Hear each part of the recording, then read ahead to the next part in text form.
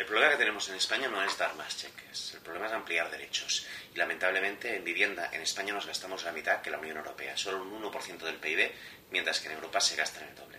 ¿Qué proponemos? Hacer lo que estamos haciendo ya en Cataluña.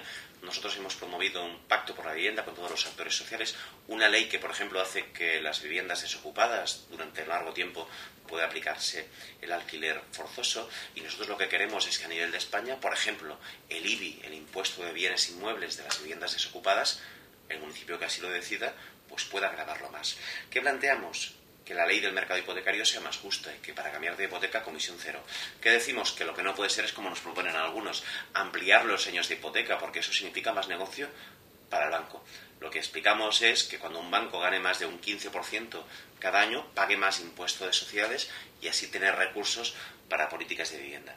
Y lo que planteamos precisamente es que haya una política activa contra la especulación, contra la vivienda desocupada, a favor de la vivienda de protección, básicamente de alquiler, pero también de compra, y que eso lo que permita es que el acceso a la vivienda sea un derecho y no un motivo de especulación.